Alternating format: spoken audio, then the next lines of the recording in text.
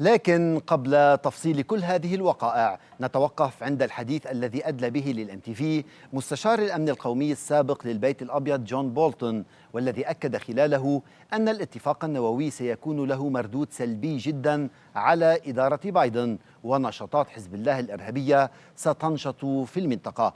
المقابلة الخاصة أجراها الزميل الأندرغام.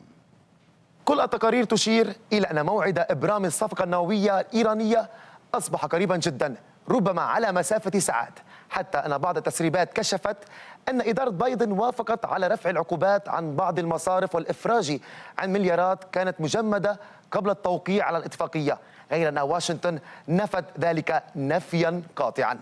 للمزيد حول هذا الموضوع ينضم إلينا من واشنطن مستشار الأمن القومي السابق للبيت الأبيض السفير جون بولتن، الذي ساهم في خروج بلاده من الاتفاقية النووية وفي فرض ضغوط قصوى على إيران.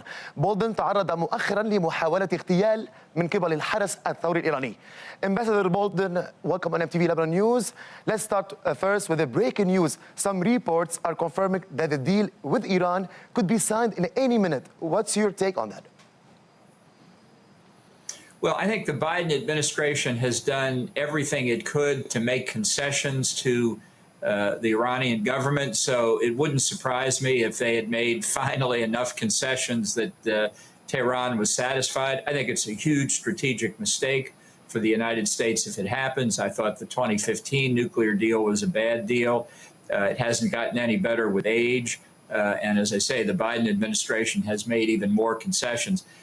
It's not going to stop Iran from getting nuclear weapons. They haven't slowed down, whether in the deal or not in the deal. So I think for our friends in the region, it's a very bad signal from the Biden administration. Ambassador, the negotiation never brought up to the table Iran's proxies in the region.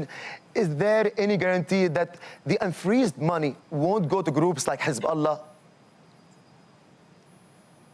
No, and I think that's a huge mistake. I think Hezbollah, Hamas, the Houthi rebels in Yemen, Shia militia groups in Iraq, terrorists all around the world. You know, I think part of the Biden administration's problem is that it's compartmentalized the government of Iran in its own mind. And so that over here, you have the bad nuclear program that the deal will solve. And over here, you have the bad terrorist activity that we're just going to ignore. Whereas, in fact, for the rulers in Tehran, this is all part of their arsenal. They deploy terrorism in the Middle East. They threaten the rest of the world with nuclear weapons. They don't separate it. They don't compartmentalize it in their minds, and yet we act like they're two completely separate subjects. It's a big mistake. So are we seeing that the scenario is repeating itself like during Obama's time? I think that's exactly right. And you know, Joe Biden was Barack Obama's vice president. Many of the people who were serving in this administration were part of the negotiating team in the Obama administration. They view getting this deal back as pursuing the Holy Grail. And they've been crawling on their knees toward Tehran for the last year and a half. Ambassador Bolton, you face an assassination attempt from the Iranian regime.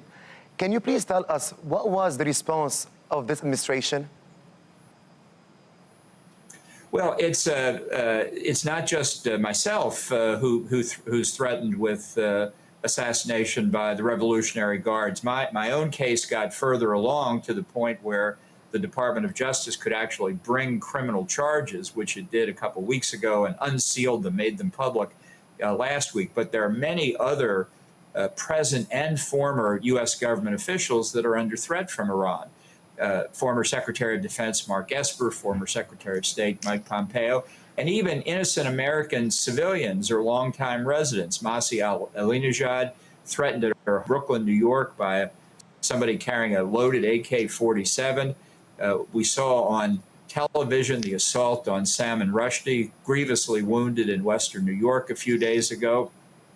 This is the nature of the regime in Tehran. This is a way to look into their fundamental beliefs, and they are terrorists. It's not, they've gone beyond state sponsorship of terrorism. The regime itself is a terrorist regime. Ambassador John Bolton, thank you for doing this. انتظر العالم أكثر من 16 شهرا من المفاوضات الشاقة. انتظار ساعات إضافية قد يفرج أخيرا عن نتائج الجهود الدبلوماسية وما تحمله من تداعيات على المنطقة.